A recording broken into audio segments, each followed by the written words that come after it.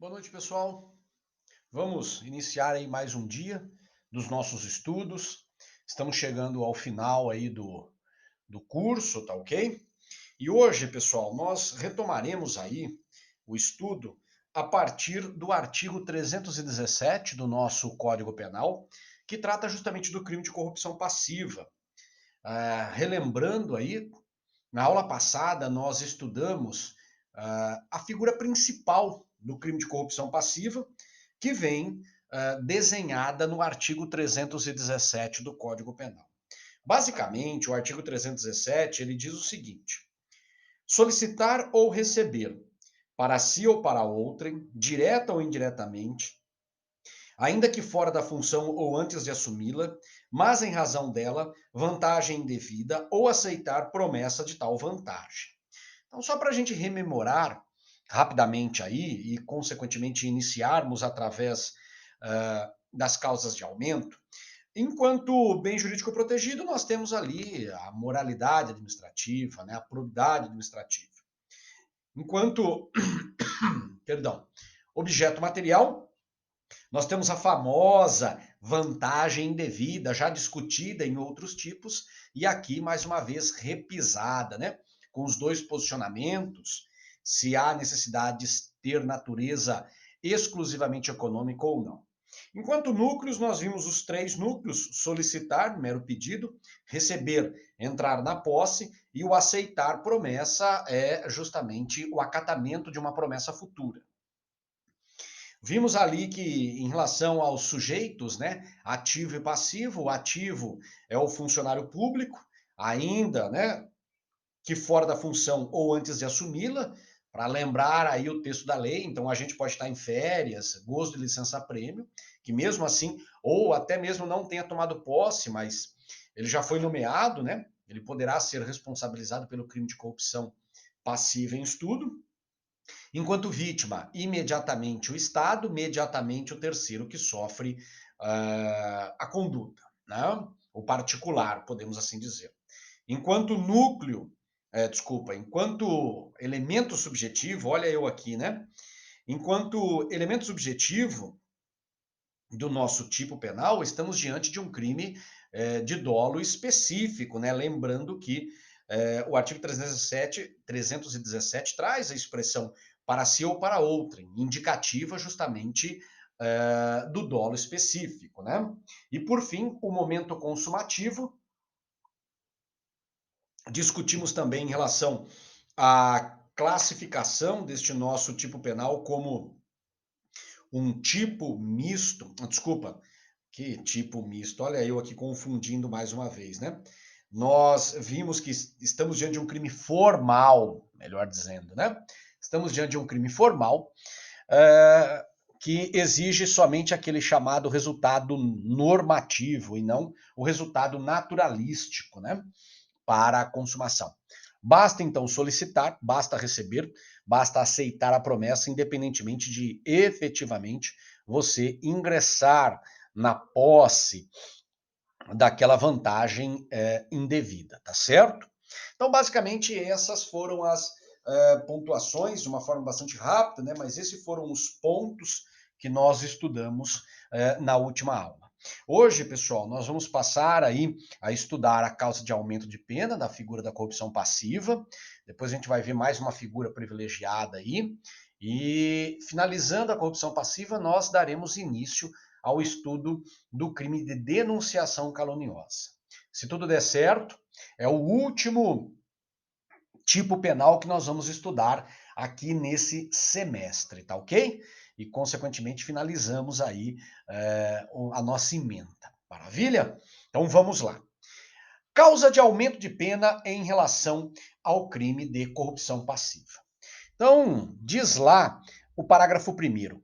A pena é aumentada de 1/3 se, em consequência da vantagem ou promessa, o funcionário retarda ou deixa de praticar qualquer ato de ofício ou o pratica infringindo o dever funcional.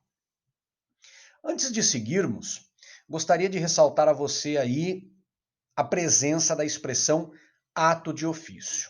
Não sei se você relembra, mas na última aula até citamos, né, nessa discussão da não presença da expressão ato de ofício na figura principal, na figura simples do nosso crime de corrupção passiva. Tem até um slide com uma caricatura, desculpa, com uma caricatura do nosso desembargador Guilherme de Souza Nutti, né? Tratando justamente da inexistência, da falta de previsão do ato de ofício em relação à figura principal. Agora perceba que na figura, né, circunstanciada, na figura de causa de aumento da corrupção passiva, nós encontramos a expressão ato de ofício. Isso significa dizer que a figura em estudo, esta figura circunstanciada em estudo, enquanto valor agregado à figura principal, né, levará em consideração justamente o ato de ofício. Então perceba que, mais uma vez, que o ato de ofício não é previsto na figura principal, mas o ato de ofício é previsto enquanto figura circunstanciada do parágrafo 1º, tá certo? De agora em diante, então, a gente vai passar a estudar o significado e a aplicação deste ato de ofício nesta figura de causa de aumento, tá bom? Mas não esqueça. Basicamente, pessoal, encontramos aí, enquanto figura de aumento de pena, duas condutas, ou dois valores que são agregados à figura principal. Eles estão destacados em vermelho e o primeiro é justamente o fato do funcionário retardar ou deixar de praticar qualquer ato de ofício. E o segundo é praticar infringindo o dever funcional. Percebam que este primeiro valor agregado, do retardar ou deixar de praticar, leva em consideração uma omissão por parte do funcionário público. Concordam comigo? É um valor agregado à conduta da figura principal, mas é um valor enquanto agregado omissivo. Já esta segunda figura, na parte final do parágrafo 1º, que diz pratica, infringindo o dever funcional, já nos leva a pensar numa conduta positiva. Tá? Então, guardem esta informação também como uma forma de agregar valor ao entendimento desta figura circunstanciada, tá certo? Vamos entender aí, ó. A primeira causa de aumento de pena é o fato do funcionário público ele retardar, ou seja, realizar fora do prazo, ou não realizar em momento algum, que é o caso de deixar de praticar, um ato que é de ofício. O ato de ofício, diga-se de passagem, é aquele ato lícito e que deve ser, dentro da sua licitude, de sua formalidade, realizado dentro de um prazo determinado por lei. Então, a partir do momento que o funcionário público retarda, ou a partir do momento que o funcionário público deixa de praticar este ato de ofício, infringindo o prazo legalmente previsto, ele está descumprindo o seu munus público. Ele está descumprindo a sua função enquanto agente público, tá certo? E perceba que, enquanto valor agregado à figura principal, né, eu não posso esquecer o quê? Se ele retarda ou se ele deixa de praticar um ato de ofício, ele tem por objetivo a obtenção de uma vantagem indevida. Vamos lembrar lá da figura principal, enquanto elemento subjetivo, dolo específico, com o fim de... Qual que é a sua finalidade? A finalidade é obter o objeto material do crime. Qual que é o objeto material do crime? A vantagem indevida, tá certo? Tá aqui até no balãozinho aí à tua direita, ó. Nesta primeira conduta, o ato é lícito. Por quê? Porque é um ato de ofício. Mas a partir do momento que você retarda ou omite, este ato passa a ser o quê? Ilícito, né? Ou seja, você está descumprindo uma norma, uma formalidade legal que manda você realizar dentro daquele prazo, e você não faz. Pelo agente público em razão, ou seja, o objetivo dele era o quê? Obter a vantagem devida.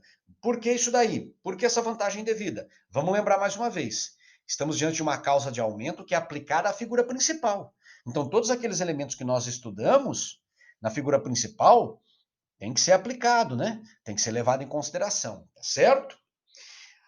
Já a segunda, digamos, conduta aí, leva em consideração o quê? A prática do ato de ofício, ou daquele ato que seria, mas com a infringência, infringindo um dever funcional. Significa dizer o quê? O ato ele é, por natureza, ilícito. Ele pode até mesmo ter sido realizado dentro do prazo legal, para distinguir da primeira figura, né, de causa de aumento. Ele pode ter sido realizado até mesmo dentro do prazo legal, mas ele foi feito de forma ilícita, desrespeitando as formalidades legais previstas pelo ordenamento jurídico, como, por exemplo, não está fundamentado num relatório, não está fundamentado num laudo ou um estudo prévio, né? O estudo prévio, quando a gente lembra das questões ambientais, né? Os estudos de impacto ambiental e a RIMA, né? Então, leve em consideração aqui, nessa segunda figura, uma conduta positiva por parte do funcionário público, mas uma conduta positiva que está amparada sob um ato ilícito, ilegal no seu nascimento, na sua essência, tá certo? Conduta negativa, conduta positiva não erra a causa de aumento. O aumento, né, aí uma característica interessante, né, o aumento está no exaurimento. Perceba, pessoal, que, e aí a gente tem que lembrar da figura principal, né? Percebam que, quando falamos aqui na questão do exaurimento, estamos dizendo que efetivamente o funcionário público ele realizou o ato. E isso eu faço em comparação, este exaurimento, né? Em comparação à figura principal. Por que em comparação à figura principal? Vamos lembrar do momento consumativo, que nós estudamos na figura principal. Quando falamos lá no momento consumativo, nós aprendemos o quê? Que o crime de corrupção passiva é um crime que se consuma com a mera conduta de solicitar, receber ou aceitar, independentemente de você vir a realizar ou não realizar o ato que lhe garante a vantagem indevida e até mesmo ingressar na esfera da vantagem indevida. O que nós temos aqui, em relação à causa de aumento, é que o cidadão, em relação à figura principal, ele deu um passo adiante. Divida você mentalmente aí a conduta criminosa em três fases. A primeira, representada pela, digamos, prática da conduta. Vamos ficar no verbo solicitar para ser mais fácil. O funcionário público solicita. O segundo momento está justamente na prática do ato de ofício de forma intempestiva ou de forma a infringir a norma legal. Então, ele efetivamente deixou de fazer ou fez infringindo a norma legal. E o terceiro momento é quando o funcionário público ele efetivamente recebe a vantagem indevida. Para a consumação do crime na sua figura principal, basta a ocorrência da primeira, do primeiro quadro, da primeira, digamos, oportunidade, da primeira conduta que nós falamos, que é o simples fato de você solicitar. Independentemente de você vir ou não realizar o ato, independente de você vir ou não a receber a vantagem devida. A nossa causa de aumento no estudo, que nós acabamos de ver no parágrafo 1º, ela estará presente quando? Quando o funcionário público parte para o segundo momento. Quando ele efetivamente realiza o ato de forma intempestiva, né, acatando um pedido daquele que lhe oferece, ou daquele que lhe dá, né, a vantagem devida, ou quando ele realiza, mas infringindo um dever funcional. E, por fim, nós temos o quê? O terceiro momento, que é o fato do nosso funcionário público ingressar efetivamente na posse dessa vantagem devida. Este terceiro momento, tanto para a figura principal quanto para a nossa figura em estudo, não é levado em consideração, tá certo? Perceberam a distinção, então, em relação à questão desses momentos que nós consideramos no estudo? Então, seguindo aí, tá? Figura privilegiada. Bom, a figura privilegiada ela vem no parágrafo 2º e ela é interessante, né? Nós tiramos de cena aí, na verdade, antes até de fazer a leitura, eu já vou chamar a sua atenção para que você preste atenção. Sai de cena o elemento, ou desculpa, o objeto material, que é justamente a indevida vantagem, né? A vantagem indevida, e entra em cena justamente um pedido ou influência de outrem, tá certo? Então vamos lá, fazendo a leitura. Ó. Se o funcionário pratica, deixa de praticar, ou retarda ato de ofício, Olha aí o ato de ofício aparecendo mais uma vez. Com infração de dever funcional, cedendo a pedido ou influência de outrem, pena detenção de 3 meses a 1 ano ou multa. O que eu quero chamar a sua atenção, antes de seguirmos aqui, é o seguinte. Até a informação, a parte final, que fala cedendo a pedido ou influência de outrem, a verdade é que esta figura privilegiada ela não muda o entendimento, a concepção em relação à figura principal. Se o funcionário pratica, deixa de praticar ou retarda ato de ofício, né? Embora nós temos aí a conclusão do ato de ofício, nessa segunda, ela não, digamos, essa figura privilegiada não se distancia muito. Qual é o ponto essencial, digamos assim? O ponto primordial que caracteriza, que oferta um DNA próprio a esta figura privilegiada. É o fato do funcionário público, né? Quando ele pratica um ato de ofício, quando ele deixa de praticar um ato de ofício, então quando ele retarda este ato de ofício, não em virtude de uma vantagem indevida, mas ele o faz cedendo a um pedido ou influência de outrem, tá certo? Esse é o ponto-chave dessa figura privilegiada. Olha aí, né? Estou chamando a sua atenção, inclusive baseado na jurisprudência, né, do nosso ministro Ilmar Galvão. Ele, quando tratando do tema, ele coloca lá, a corrupção passiva privilegiada, e é chamado de privilegiada, porque o agente ele cede a um pedido ou influência de outrem, sem haver qualquer forma de vantagem devida. Ele não está recebendo nenhum tipo de vantagem, seja ela patrimonial ou não patrimonial. Mas ele está fazendo aquilo justamente porque ele quer acatar, quer ver bem alguém que lhe fez um pedido ou alguém que tem sobre si influência, tá certo?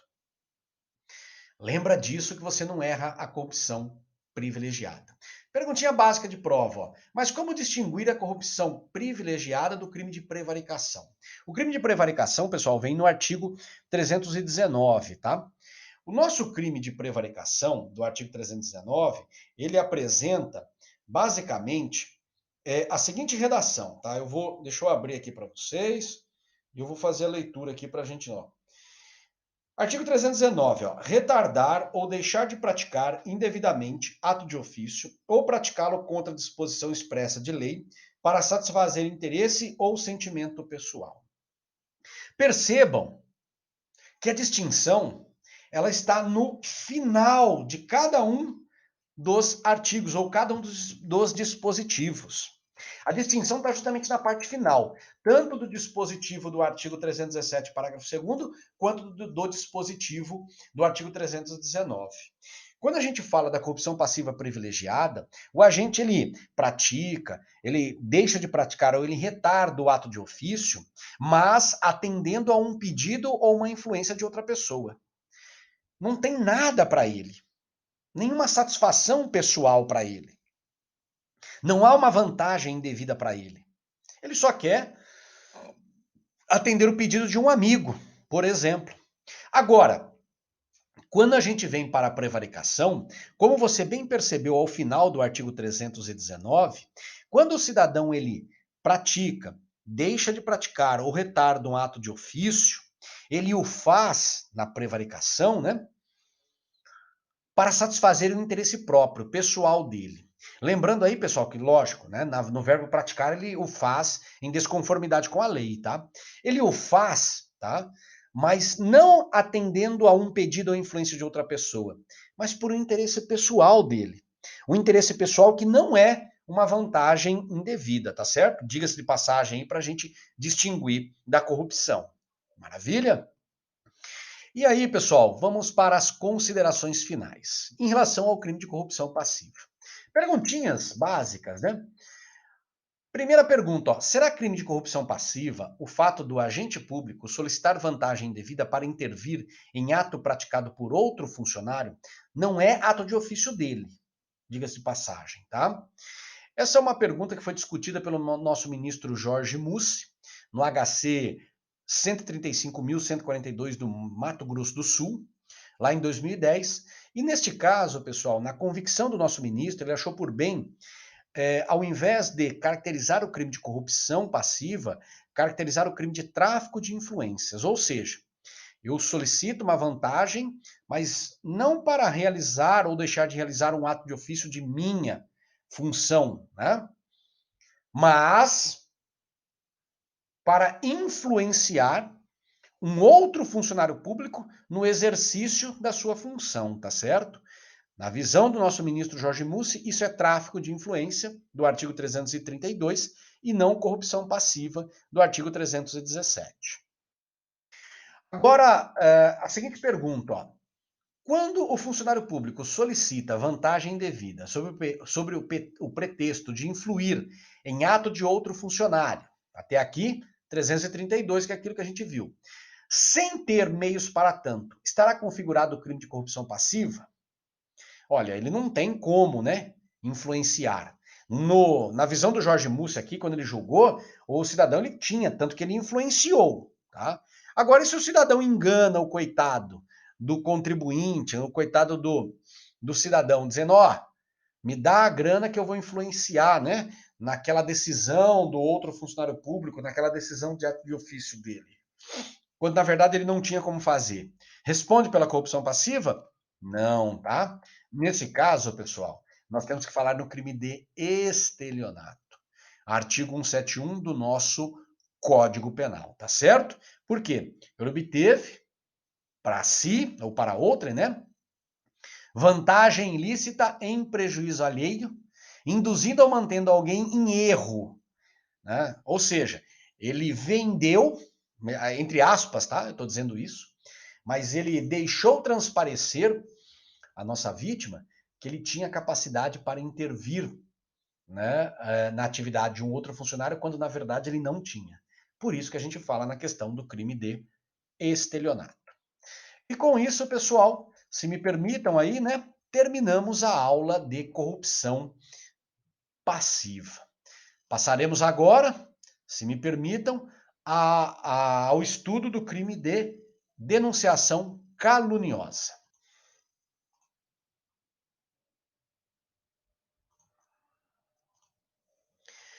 Bom, vamos lá então. Denunciação caluniosa. Artigo 339 do nosso Código Penal.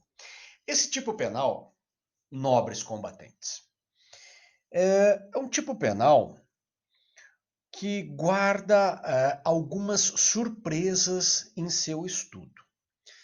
Então, desde já, eu gostaria de chamar a atenção de vocês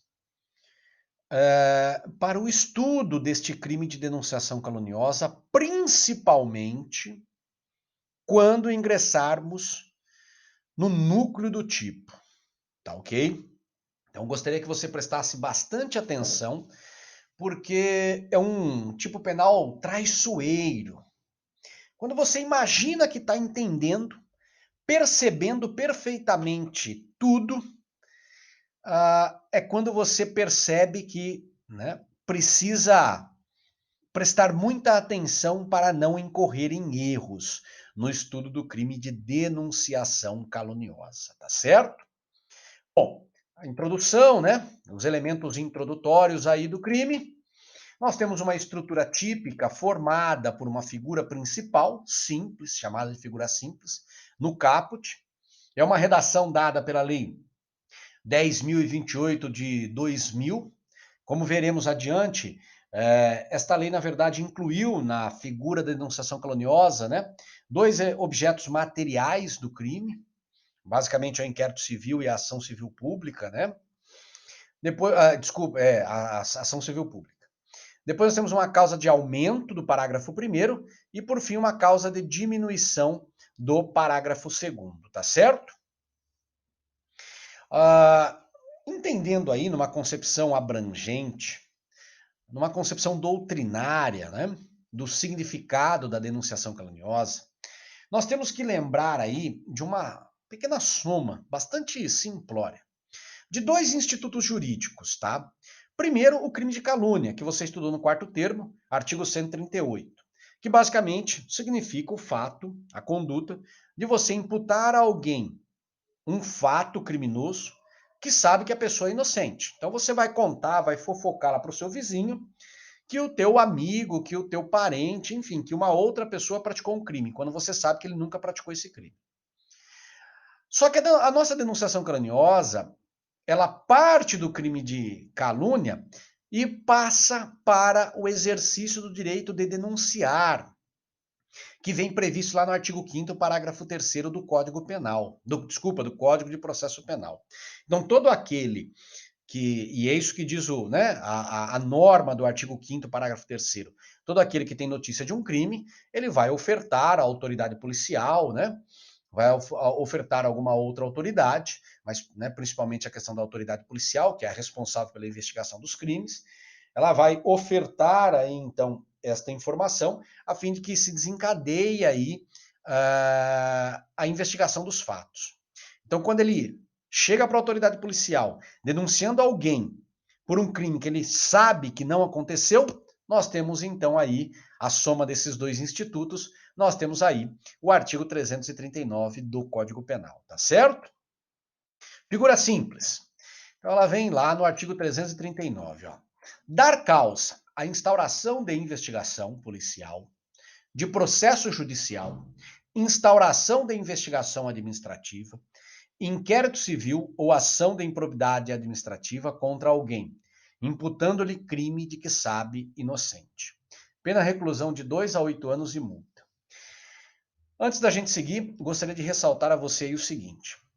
Qual que é o ponto alto aqui? O que eu quero que você preste bastante atenção. Perceba ao final do preceito primário da norma, imputando-lhe crime de que o sabe inocente. Guarde bem na sua cabecinha aí essa palavra, crime. Por quê? Tudo que formos estudar em relação à denunciação caluniosa, todas as perguntas que alguém pode fazer a você sobre a denunciação caluniosa, certamente a resposta, passará pelo entendimento do significado do que é um crime para o ordenamento jurídico brasileiro. Você aí, aluno, sabe a concepção de crime para o ordenamento jurídico brasileiro? Vamos avançar aí que você vai entender o que eu estou dizendo, tá? Qual é o nosso bem jurídico protegido? Bom, não poderia ser diferente, mas é justamente a administração da justiça, o normal funcionamento da justiça. Afinal de contas, o Estado e a sociedade têm interesse de que os órgãos da justiça, iniciando lá pela polícia, na segurança pública e passando lá pelo Ministério Público, na denunciação, na oferta da denúncia, e terminando lá no Poder Judiciário com a possível condenação, só atuem quando efetivamente existe fundamento para a investigação de um crime. Mesmo que lá no final se prove que o crime não aconteceu, mas pelo menos no seu cerne, na sua denúncia, no seu início, quando a notícia crimes chegou até a autoridade, havia por parte de quem ofertou a denúncia ou a informação boa fé nesta conduta de denunciar. Falando em outras palavras, os órgãos da justiça, todo o aparato destinado à realização da justiça no Estado, não pode ser utilizado como ferramenta de vingança pessoal para uma pessoa. Tá certo? Em relação ao terceiro investigado, E o terceiro atingido pela denunciação caluniosa, terá algum bem jurídico protegido? Essa pergunta, pessoal, ela é pertinente a partir do momento que, assim como os órgãos da persecução penal agiram diante da mentira do nosso criminoso, eu tenho também aquele cidadão que na casa dele não dormiu. Não dormiu preocupado pela hipótese de ser condenado por um crime que não praticou. Então, partindo desta ideia, posso dizer que o terceiro atingido também é, na sua honra e no seu patrimônio, protegido pelo crime de denunciação caluniosa? Segundo o nosso ministro, pessoal, Jorge Mussi, quando enfrentou este tema em 2009, num julgamento de um habeas corpus, A resposta é positiva. A honra e o patrimônio do particular que foi investigado também são atingidos pelo crime de denunciação caluniosa, tá? Não é só o normal funcionamento da justiça, não. Embora, mais uma vez, né, a denunciação caluniosa seja um crime praticado por particular contra a administração pública, tá certo? Objeto material. Aqui é um ponto alto do estudo. Nós temos diversos objetos materiais. Eu tenho a investigação policial, o processo judicial, a investigação administrativa, o inquérito civil e a ação de improbidade administrativa. É através desses procedimentos que o crime de denunciação caluniosa materialmente é visto e encarado, tá certo? E como eu disse a vocês, né? Lembrando lá que a Lei 10.028 está até aqui no balãozinho amarelo, né? Em relação a essa relação, ela incluiu a investigação administrativa, o inquérito civil e a ação de improbidade administrativa, tá certo? Eu falei ação civil pública, né? Lá naquela hora. É que, na verdade, a ação civil pública é relacionada a esses três elementos, tá certo? Maravilha. Significado, então. Bom, investigação policial, você está cansado de saber. É toda aquela diligência realizada pela autoridade policial ou delegado de polícia, no sentido e voltado à apuração de uma conduta criminosa. Foi noticiado ao delegado de polícia a prática de uma conduta criminosa, então ele passa a diligenciar, ouvir testemunhas, oficiar requisitando documentos, representar ao juiz pela quebra de sigilo e daí por diante. São todas diligências realizadas pela autoridade policial com o fim de apurar. A partir do momento que ele fez, o delegado adotou esses posicionamentos para apurar uma falsa comunicação de crime, aquele que o fez, essa falsa comunicação de crime, que ofertou essa falsa comunicação de crime, responderá pela denunciação caluniosa, tá certo? Uma perguntinha bastante recorrente, principalmente nos concursos. É preciso a efetiva instalação de inquérito policial? Não é preciso, tá, pessoal? A resposta negativa aí, apontada tanto pela doutrina quanto pela jurisprudência, leva em consideração a regra do artigo 5º, parágrafo 3º do Código de Processo Penal, que nós já vimos. Esta norma processual, quando ela fala da questão do agir da autoridade policial para a investigação do crime, ela fala em verificação da procedência da informação. Isso significa dizer que são ações, diligências preliminares ao inquérito policial e que são destinadas a apurar justa causa para a instauração de inquérito policial. Nunca é demais ressaltar aqui, por exemplo, que uma denúncia anônima que chega, né, anonimamente, ela não é justa causa para a instauração de inquérito policial, devendo a autoridade policial, devendo o delegado de polícia, verificar a procedência dessa informação antes de instaurar o inquérito. Então, a partir do momento que ele passa a verificar, ele já está investigando. Consequentemente, aquele que denunciou caluniosamente alguém já fez com que a máquina pública se movimentasse. Então, responde pelo crime de denunciação caluniosa, certo? Processo judicial.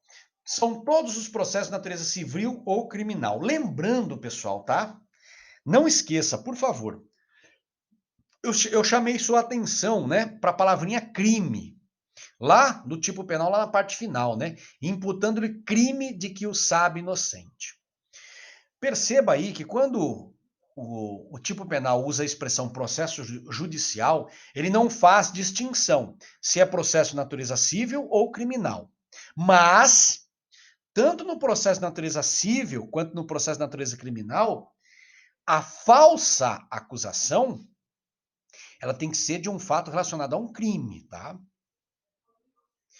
Pense você, por exemplo, se num processo civil qualquer, o cidadão imputa falsamente a alguém a prática de uma conduta que não é crime. Que não é crime. Se isso acontecer, ele pode responder por outro crime, como, por exemplo, um falso testemunho. Se ele for uma testemunha, por exemplo.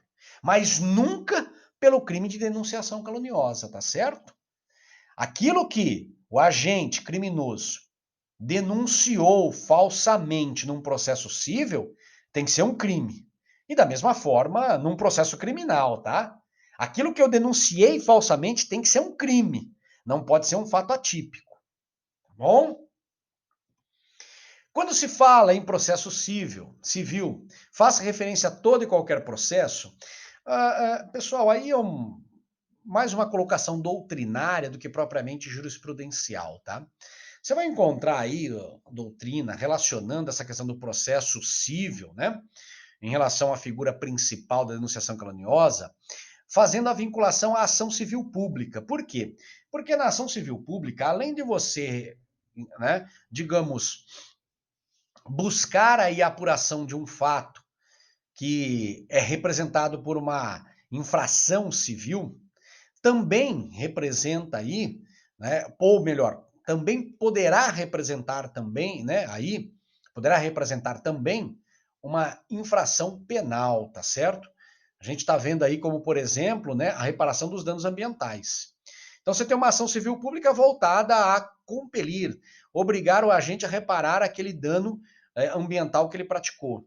O dano ambiental, além de ser, né, de interesse da esfera civil enquanto reparação, também é de interesse na esfera penal, porque nós temos lá os crimes ambientais previstos na Lei 9.605 de 96, tá certo?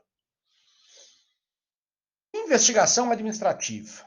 Nada mais é do que nada mais são, né, do que os processos administrativos que são instaurados em face de uma denúncia ofertada contra um funcionário público.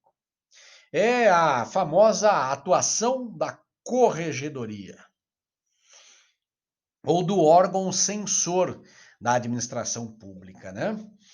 Então você vai lá, denuncia um funcionário público por uma infração administrativa e, consequentemente, em virtude disso, há a instauração de um procedimento, de um processo, melhor dizendo, administrativo, para a apuração dos fatos, tá certo? Perguntinha básica, então. Quer dizer que, neste caso, somente o funcionário público poderá ser denunciado? É isso aí, tá? Se eu estou falando em processo administrativo, você não tem processo administrativo contra particular, tá? Foi justamente o tema enfrentado pelo nosso ministro Aires Brito no julgamento do HC 106.466 de São Paulo, em 2012. E naquela oportunidade ele foi categórico em afirmar que, neste caso aí de processo, vamos voltar ali, né? Processo administrativo, né, de investigação administrativa, somente o funcionário público é a vítima, tá? E se não houver instalação de processo administrativo diante da falsa denúncia? Neste caso, pessoal, se não houve, a resposta é básica.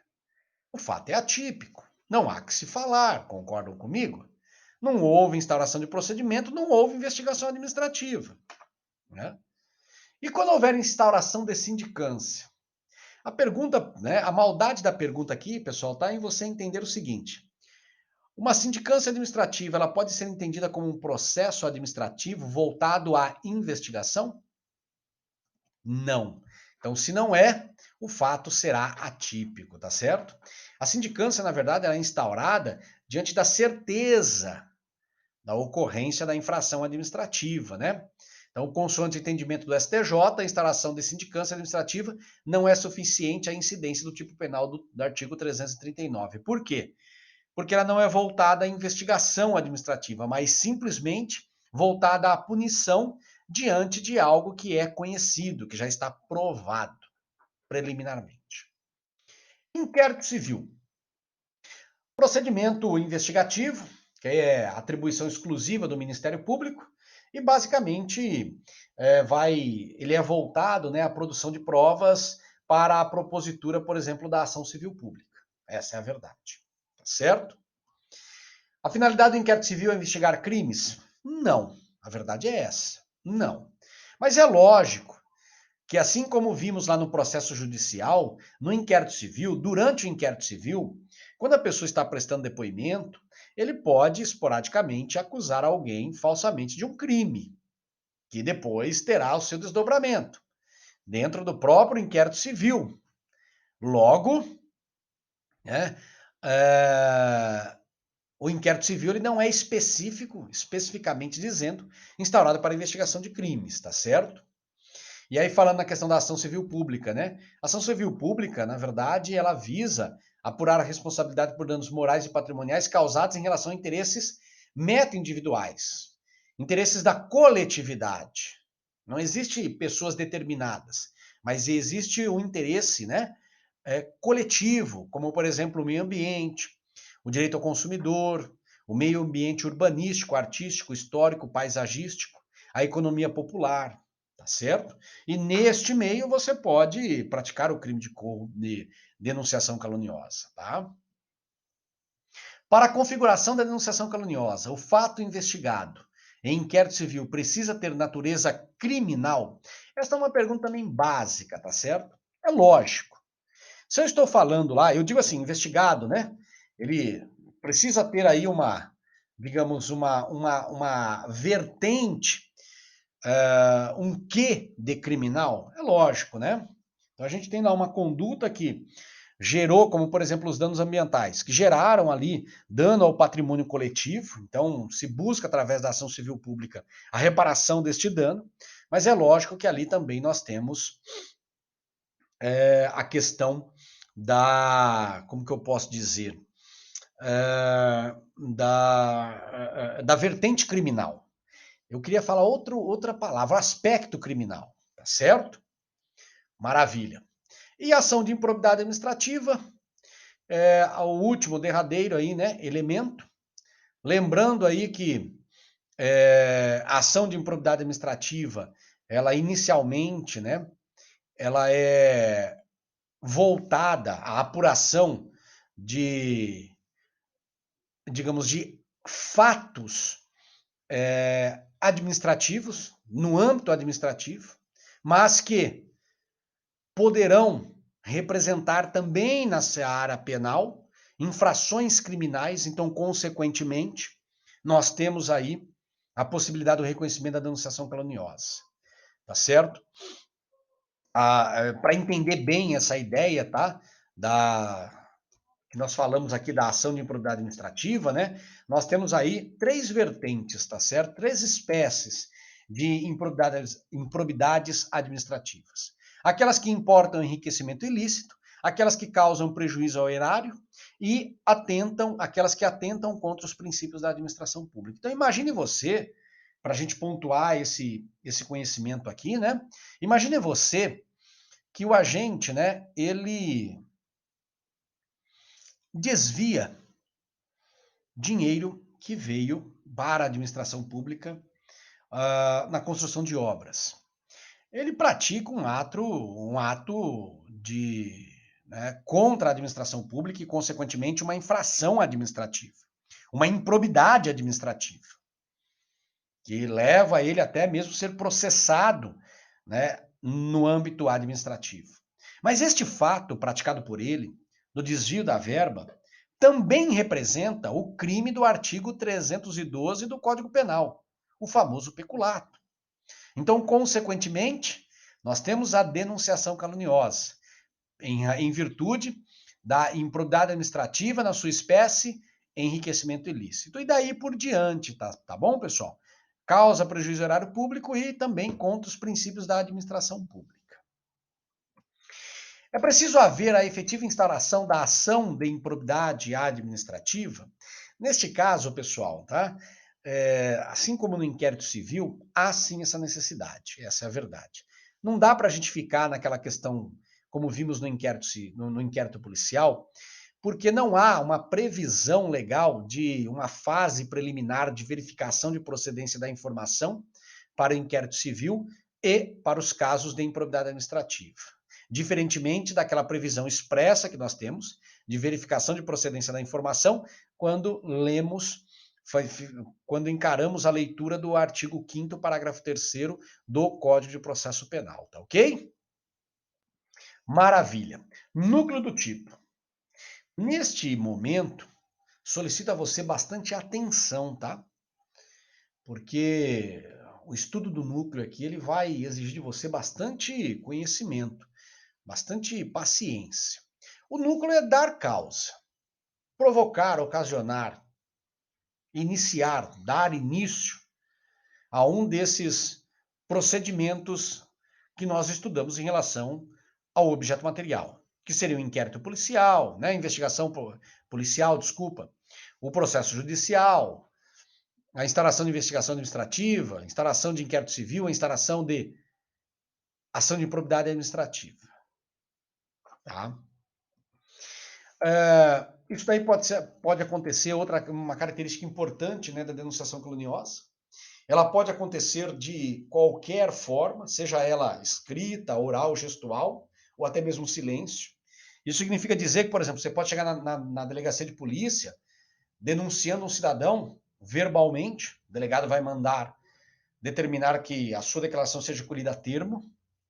Você pode fazer isso através de uma carta endereçada ao juiz ou ao promotor de justiça, consequentemente ele encaminhará a delegacia de polícia requisitando a instalação de inquérito policial, por exemplo, ou se o promotor se convencer da efetiva, né, na existência de provas, ele já pode oferecer a denúncia diretamente, não tem problema. Enfim, é um crime de forma livre, tá? Aí vem a perguntinha básica. Para haver o reconhecimento do crime de denunciação caluniosa, será preciso que a falsa imputação de crime seja direcionada à pessoa determinada? A resposta aqui, pessoal, é positiva. E ela leva em consideração, tá, o fato de existir um crime chamado de falsa comunicação de crime. Basicamente, a distinção entre esses dois crimes, tá, é o fato de você indicar um autor específico ou não. Se você for diante da autoridade policial e falsamente comunicar um crime sem indicar a pessoa, o autor, você pratica um crime de falsa comunicação de crime. Lá do artigo 340, tá? Até se me permite, eu vou até fazer a leitura para vocês aqui, ó, para que não tenha erro, né?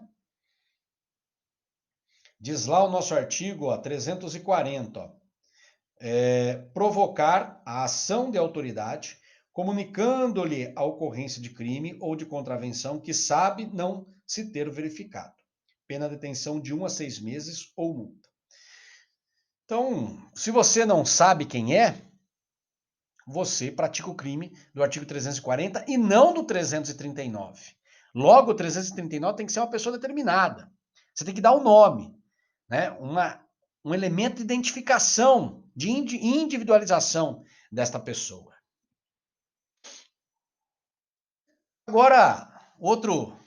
Agora que assim começa a ficar denso o estudo, hein?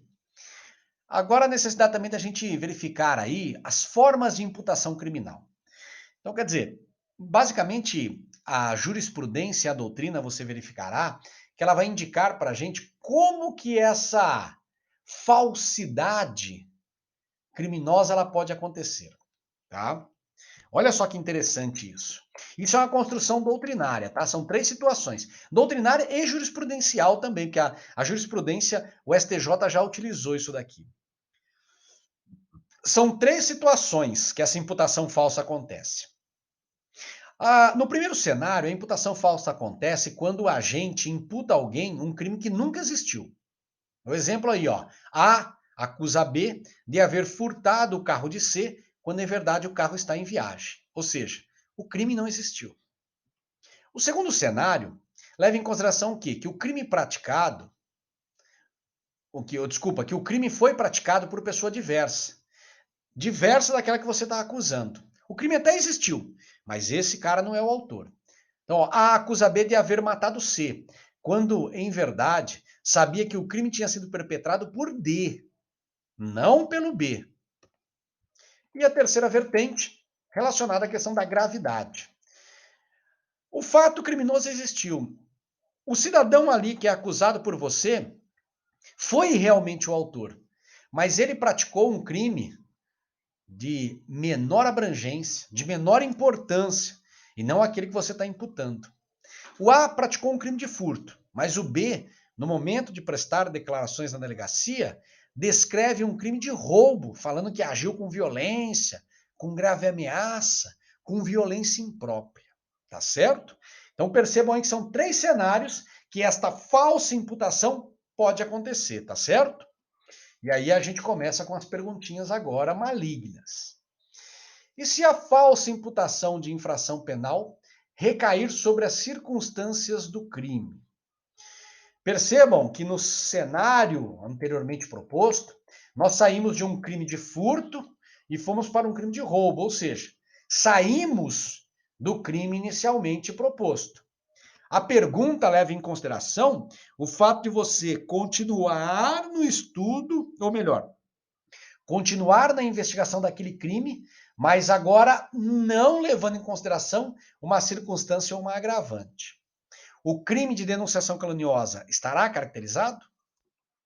Não, tá, pessoal? Por que isso? Vamos lembrar do crime no caput do artigo 339. Lembra aí comigo. Lá fala, né? Imputar a alguém crime de que sabe o inocente.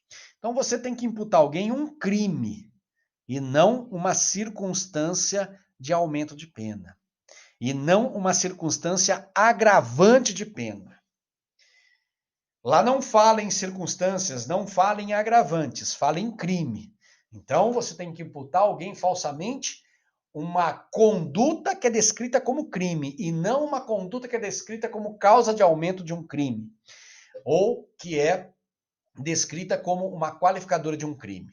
Imagine você que o cidadão, quando denuncia alguém, essa pessoa efetivamente, este alguém, ele praticou o crime, mas ele não praticou com a causa de aumento.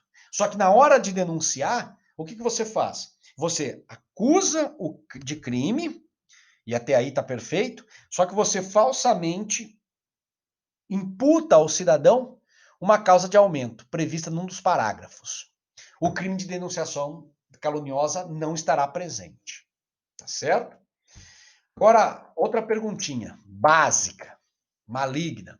E se A acusa falsamente B de tentar lhe matar, mas acaba descrevendo, na denunciação caluniosa, que B agiu em legítima defesa? Pergunto, teremos crime de denunciação caluniosa? Essa pergunta, pessoal, parte da seguinte reflexão. Quando A acusou falsamente B, acusou de um crime? Era um crime? O fato é atípico. Por quê? Porque a descrição de uma conduta permeada por uma causa de excludente de licitude, como, por exemplo, a legítima defesa, é um fato atípico. Não é um crime. Logo, se você acusa alguém falsamente de um fato que não é crime, você não pratica denunciação caluniosa. Interessante o raciocínio, não? Mas nada é tão fácil que não possa piorar. Olha a perguntinha aí, ó.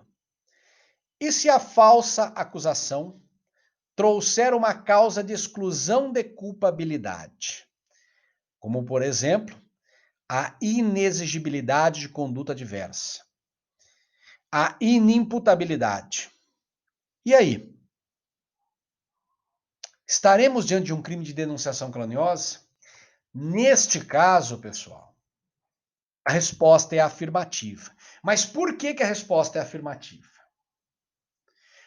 O nosso Código Penal, ele adotou enquanto teoria do crime, enquanto concepção analítica do crime, a teoria bipártida, que significa dizer o quê? Que o crime é um fato típico e antijurídico. E a culpabilidade, como você pode ver aqui na pergunta, é pressuposto de aplicação da pena.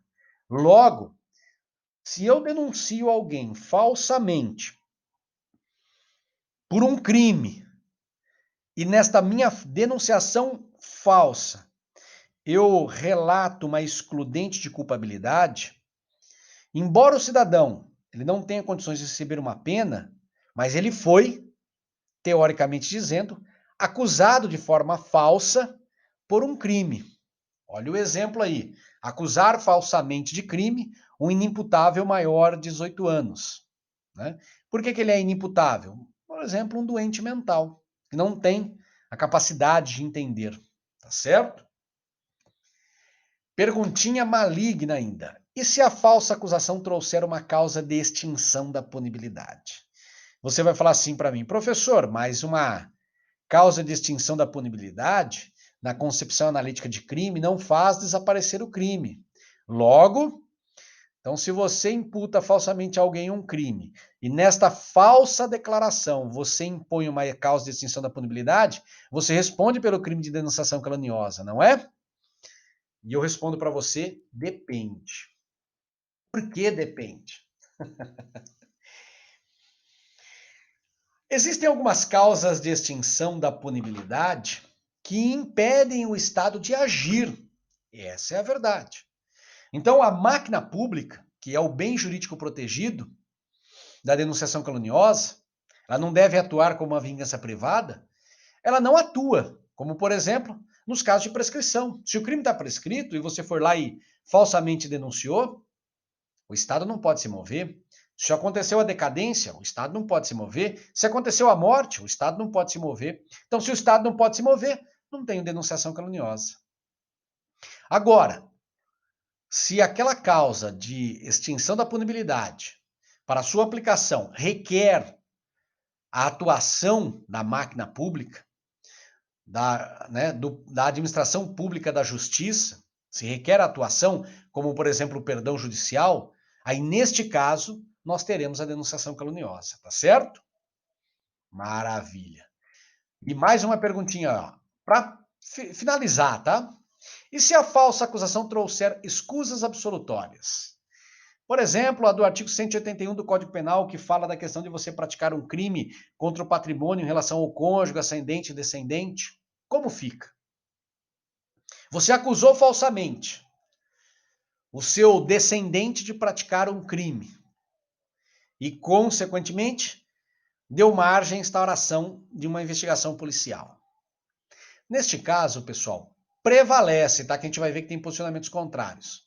De que não haverá o reconhecimento do crime, por quê? Porque o Estado não pode se mover.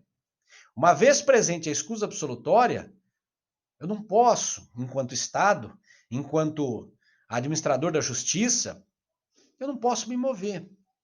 Só que é lógico, pessoal, que de forma minoritária, né, já existiram aí alguns posicionamentos indicando esta possibilidade. E o fundamento desta defesa leva em consideração que poderá haver a instauração de um procedimento de natureza civil, como, por exemplo, o inquérito civil para reparação de danos na esfera civil, tá? Então, neste caso, considera-se a possibilidade, tá? Assim, eu estou dizendo para aqueles que, né, adotam este posicionamento minoritário, tá certo? Maravilha. Então, com isso, finalizamos aí a aula de hoje, tá, pessoal? E na próxima aula iremos terminar aí o estudo do crime de denunciação caluniosa. Até mais, até a próxima. Obrigado.